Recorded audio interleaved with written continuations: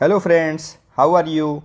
आज हम लोग अपने इकोनॉमिक्स में एक नया टॉपिक स्टार्ट करेंगे, banking system in India. Banking system Bharat में कौन संभालता है, कैसे रेगुलेट होता है, सेंट्रल बैंक की क्या रिस्पॉन्सिबिलिटी होती है, ये समझने की कोशिश करेंगे। भारत में बैंकिंग सिस्टम को आरबीआई यानी कि रिजर्व बैंक ऑफ इंडिया संभालती है। ओके, ये भारत की सेंट्रल बैंक ऑफ इंडिया है। ओके, एपेक्स अथॉरिटी की, इसे एपेक्स अथॉरिटी भी कहते हैं बैंकिंग सिस्टम का। बैंकिंग सिस्टम पूरा भारत में रेगुलेट करने के काम आरबीआई का है। आरबीआई की स्थापना 1935 में आरबीआई एक्ट 1934 में अंग्रेजों ने की थी, स्टैट्यूटरी बॉडी के रूप में। भारत आज़ाद होने के बाद इसे गवर्नमेंट ऑफ इंडिया के कंट्रोल में ला दिया गया। गवर्नमेंट ऑफ इंडिया के कंट्रोल में लाया गया आरबीआई एक्ट 1948 के अंतर्गत, और उसके बाद नेशनलाइजेशन चालू हुआ बैंकों का 1 जनवरी 1939 से। ओके, फिर आगे देखते हैं हेडक्वार्टर। पहले हेडक्वार्टर जो था वो कोलकाता में था, बट अब इनका हेडक्वार्टर बॉम्बे में है। ओके, पहला गवर्नर आरबीआई का भारतीय सीडी देशमुख जी थे। ओके, इस समय फिलहाल में शक्तिकांत दास सर हैं हमारे आरबीआई के गवर्नर, वो 25th गवर्नर हैं। आरबीआई को हेड करते हैं गवर्नर और 4 डेप्यूटी गवर्नर। अब देखते हैं आरबीआई का रिस्पॉन्सिबिलिटी क्या है। आरबीआई का रिस्पॉन्सिबिलिटी 2 तरीके से होता है।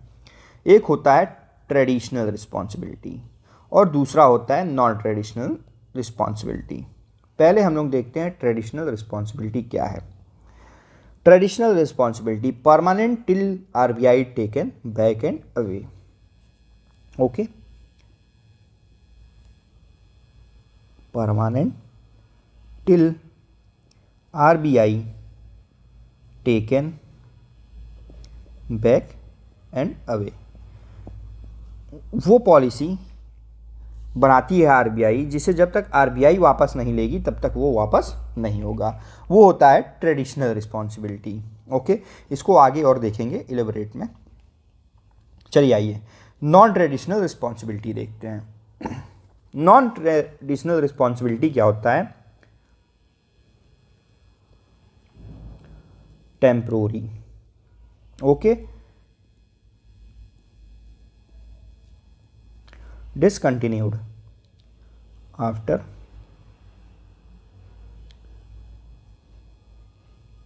completion of टास्क पूरा होने के बाद ये ऑटोमेटिकली डिसकंटिन्यूड हो जाता है। जैसे नॉन ट्रेडिशनल में तो देखेंगे हम लोग फाइनेंशियल इंक्लूजन। फाइनेंशियल इंक्लूजन क्या होता है कि पूरे कंट्री के हर व्यक्ति को, लोअर से लेके हायर रैंक तक के हर व्यक्ति को, लोअर सोसाइटी के सबसे लोअर व्यक्ति को भी बैंकिंग सिस्टम से जोड़ना, वही होता है financial inclusion. Okay, connecting every citizens of the country with the banking system. जब सारे लोग हो जाएंगे तो ये ऑटोमेटिक अपने आप डिसकंटिन्यूड हो जाएगा, इसीलिए है non traditional. Financial inclusion connecting every citizen of the country with the banking system. उसके बाद आता है फाइनेंशियल लिटरेसी, ये भी नॉन ट्रेडिशनल है। फाइनेंशियल लिटरेसी क्या होता है? समाज के हर व्यक्ति को फाइनेंशियल अवेयर कराना कि बैंकिंग सिस्टम होता है, आप सेव कर सकते हैं मनी, आप कमा सकते हैं, एम्प्लॉयमेंट जनरेट कर सकते हैं, ये सबको जानकारी मिले, उसे फाइनेंशियल लिटरेसी कहते हैं। और सब जान जाएगा जब बैंकिंग सिस्टम के बारे में तो ये भी ऑटोमेटिक डिसकंटिन्यूड हो जाएगा। Make people financially aware. Okay, उसके बाद आता है हमारा ट्रेडिशनल रिस्पॉन्सिबिलिटी। अब हम समझेंगे ट्रेडिशनल रिस्पॉन्सिबिलिटी क्या है। ट्रेडिशनल रिस्पॉन्सिबिलिटी आरबीआई के बहुत सारे होते हैं। आरबीआई जो है गवर्नमेंट को बैंक की तरह सर्व करता है। ओके, जैसे हम बैंक से जो लेते हैं, लोन ले सकते हैं, अपना डिपॉजिट कर सकते हैं, उस पर इंटरेस्ट मिलता है, लोन लेंगे तो उस पर इंटरेस्ट देना पड़ता है, ये सारे चीज़ गवर्नमेंट जो होती है वो आरबीआई से लेती है। तो RBI serve as a banker to the government. Let's see some points in this. First is provide banking facilities to central and state government. Okay, central और स्टेट गवर्नमेंट को आरबीआई बैंकिंग सिस्टम प्रोवाइड कराती है। जैसे कुछ deposit करना है या loan लेना है तो आरबीआई गवर्नमेंट को देती है, central government and state government को। आगे देखते हैं, सिक्किम जो है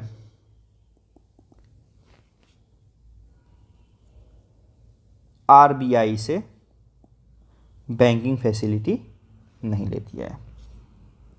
Sikkim did not take banking facilities from RBI. Okay, देखिए सेंट्रल गवर्नमेंट को बैंकिंग सिस्टम आरबीआई से ही लेना है। बैंकिंग फैसिलिटी सेंट्रल गवर्नमेंट को आरबीआई से लेना कंपलसरी है, बट स्टेट के ऊपर है कि वो ले आरबीआई से और नॉट ले। ठीक है, it is on the choice of state government इधर टेक सर्विस फ्रॉम आरबीआई और नॉट। ओके, याद रखिएगा कि RBI banking system central government state government दोनों को प्रोवाइड कराती है। सिक्किम आरबीआई से बैंकिंग सिस्टम की सुविधा नहीं लेता है, फैसिलिटी की। और स्टेट गवर्नमेंट के ये डिस्क्रिशनरी के ऊपर है कि आइदर वो ले आरबीआई से और ना ले। ठीक है, ये हो गया आरबीआई के पास। आरबीआई गिव लोन और keep surplus money of governments. Okay, दूसरा देखते हैं, आरबीआई बैंकरों का भी बैंकर होता है। बैंकों के पास भी तो पैसा जमा करना होगा उन्हें भी कहीं, तो आरबीआई जो है बैंकरों का भी, बैंक्स का भी बैंकर होता है। बैंक भी अपना पैसा डिपॉजिट और लैंड कर सकते हैं आरबीआई के पास।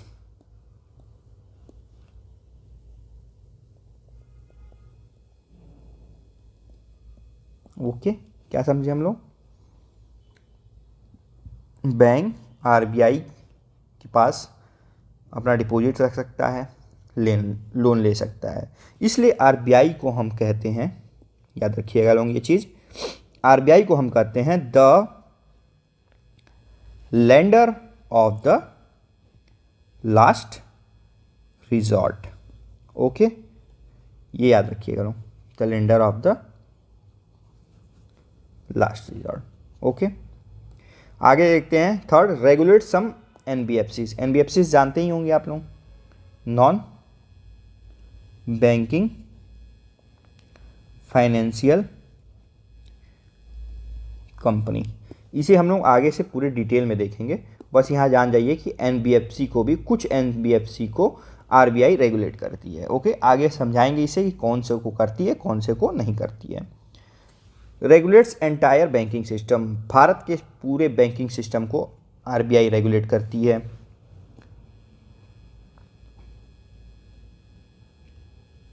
शेड्यूल्ड बैंक, शेड्यूल्ड बैंक को लाइसेंस देती है, need license from the RBI. Okay, scheduled bank खोलने के लिए लाइसेंस चाहिए आरबीआई से, और 1/4 branches should be in rural area. Okay, और दूसरा होता है फॉरेन बैंक। फॉरेन बैंक, इन्हें भी लाइसेंस चाहिए आरबीआई से, लाइसेंस फ्रॉम RBI। ओके। और फॉरेन बैंक को क्या है, ब्रांच खोलने के लिए परमिशन चाहिए। They need license for opening branch also. Okay. पांचवा क्या है, formulate monetary policy. Monetary policy formulate करती है to control flow of money, जो कि आप इससे पहले वाले लेक्चर में पढ़ चुके हैं मॉनेटरी पॉलिसी में। इन्फ्लेशन उससे पहले पढ़ चुके हैं। इकोनॉमिक ग्रोथ पढ़ चुके हैं आप। और उसके बाद एक्सचेंज रेट, वो भी आप पढ़ चुके हैं।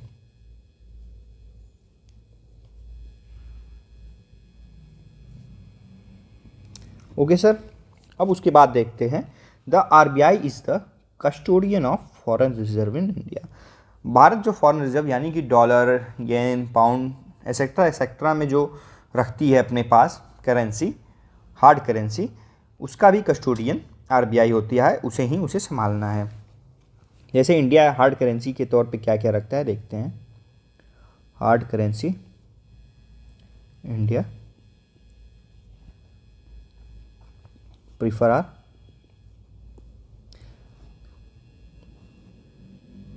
एक डॉलर करती है, यूरोपियन यूनियन का, येन करती है, पाउंड करती है, उसके साथ गोल्ड भी रखती है, प्लस एसडीआर। एसडीआर क्या है, स्पेशल ड्राइंग राइट्स। ओके। ये क्या है, करेंसी ऑफ IMF। आप लोगों को IMF जानते हैं, बहुत जल्द आपको इसके बारे में भी पढ़ाया जाएगा। ओके। सेवेंथ आते हैं, RBI issue currency notes एवब denomination 1 rupees. 1 रुपये से ऊपर का जो करेंसी है वो आरबीआई यूज़ करती है, उसके नीचे का गवर्नमेंट करती है, बट सर्कुलेशन का काम 1 रुपये से नीचे का भी करेंसी का आरबीआई का होता है। 1 रुपी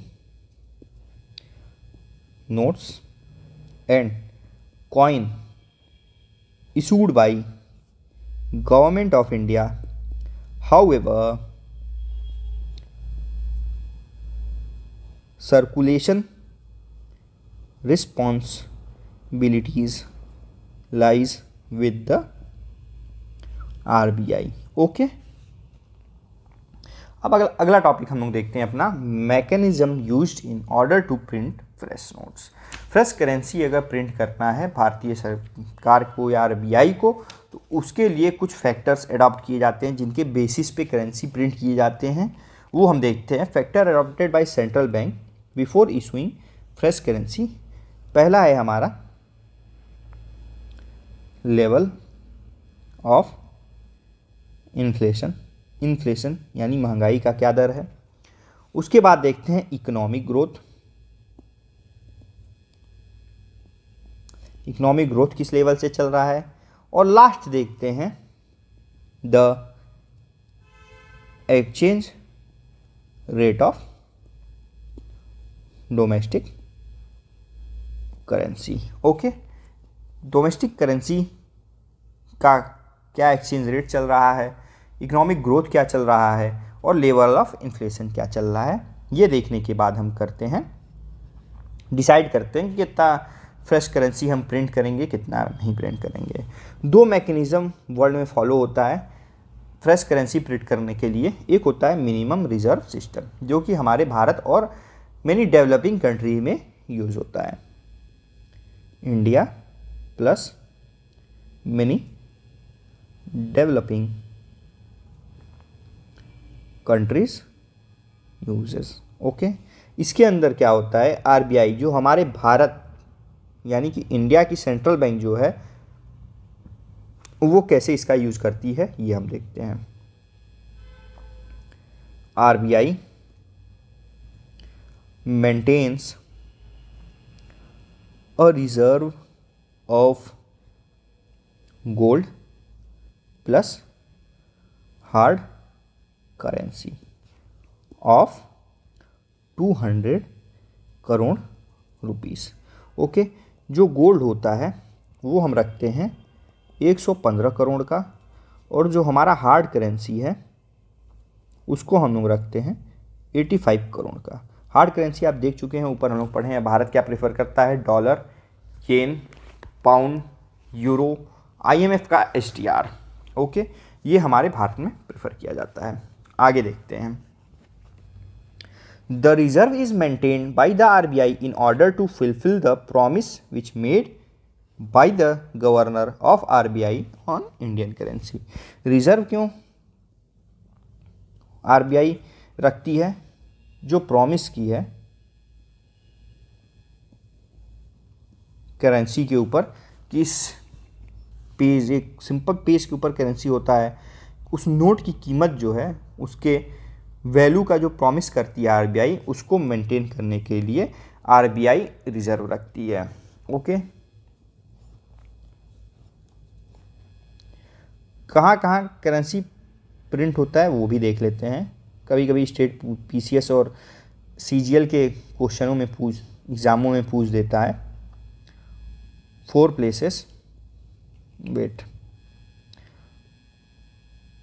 places currency were printed,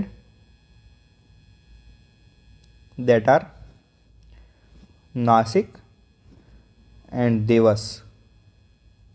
देवस UP में है। नासिक और देवस जो है वो गवर्नमेंट ऑफ इंडिया संभालती है। ओके, और एक दो और जो है मैसूर, और एक और क्या था, सालबोनी। ओके, ये पड़ता है आपका वेस्ट बंगाल में, और मैसूर हमारा पड़ता है कर्नाटका में। इसको संभालने का काम क्या है? RBI करती है। ओके, आज तक भारत में जो हाईएस्ट डिनोमिनेशन यूज हुआ है by RBI is 10,000 rupees notes, जो कि अब नहीं यूज होता है, now not in use. Okay, और सबसे लोएस्ट जो है हमारा है इस समय फ़िलहाल में 50 पैसे, जो कि है लेकिन लोग लेते नहीं हैं। Lowest economy. ओके, और जो कॉइन भी है, कॉइन भी 4 जगह प्रिंट होता है। कॉइन कहाँ कहाँ होता है आइए देखते हैं। पहला है हैदराबाद, दूसरा है नोएडा जो कि हमारे यूपी में पड़ता है, दिल्ली के बगल में है। इसका नाम गौतम बुद्ध नगर भी हो गया है। मुंबई, याद रखिएगा लोग, इसको गौतम बुद्ध नगर भी करते हैं। ओके, और फोर्थ है हम लोगों का कोलकाता। ओके, याद रखिएगा लोग। हाईएस्ट जो कॉइन है वो 1000 का और लोएस्ट 10 पैसा का। सर्कुलेशन में हाईएस्ट 20 रुपीज़ है और लोएस्ट, आइए लिख लीजिए क्योंकि पूछ देता है कभी कभी, लोग कर देते हैं सर्कुलेशन, ध्यान नहीं देते हैं और समझते हैं कि 20 रुपये ही हाईएस्ट है। हाईएस्ट डिनोमिनेशन 1000, लोएस्ट 0.50 पैसा, highest circulation 20 rupees coin, lowest 0.50 पैसा। ओके, याद रखिएगा लोग आप लोग इसको। और फिर उसके बाद हम देखते हैं दूसरा, एक जो डेवलप्ड कंट्री यूज़ करती हैं वो होता है प्रोपोर्शनल रिजर्व सिस्टम।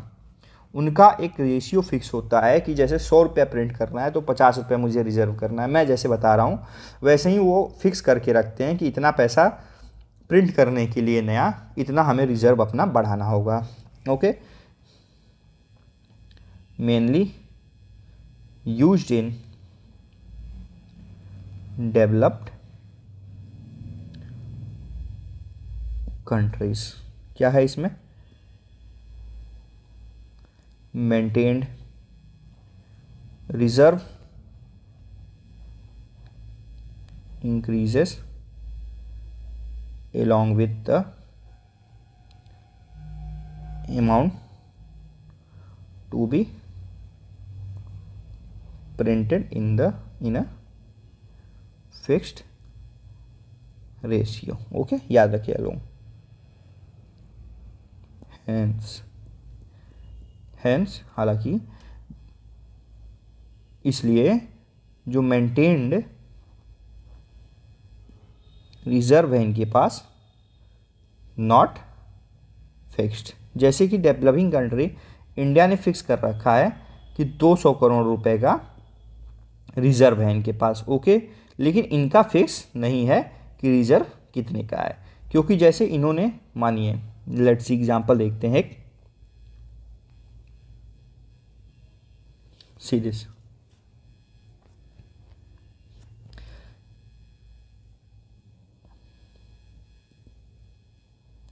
इन्होंने तय किया है कि $100 प्रिंट करने के लिए $10 का रिजर्व करेंगे, ओके।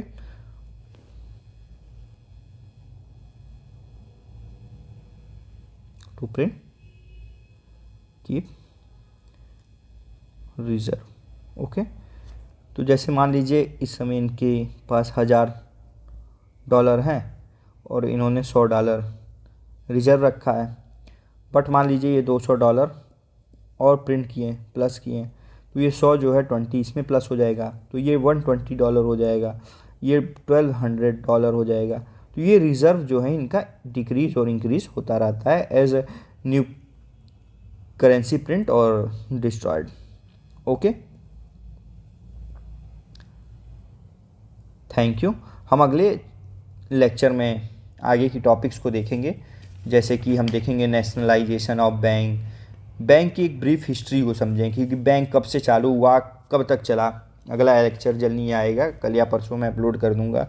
उसके बाद हम लोग क्लासिफिकेशन ऑफ बैंक देखेंगे। शेड्यूल्ड बैंक होते हैं, नॉन शेड्यूल्ड बैंक होते हैं। शेड्यूल्ड बैंक में कमर्शियल बैंक आता है, रीजनल रूरल बैंक आता है, कोऑपरेटिव बैंक आता है, पेमेंट बैंक आता है, स्मॉल फाइनेंस बैंक आता है।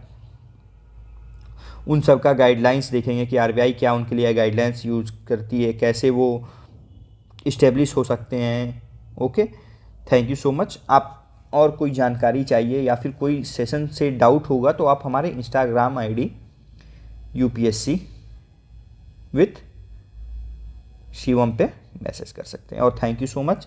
और धीरे चलने के लिए सॉरी, बट धीरे चलेंगे तो आप लोग कोशिश करेंगे तो अच्छा समझेंगे। Thank you.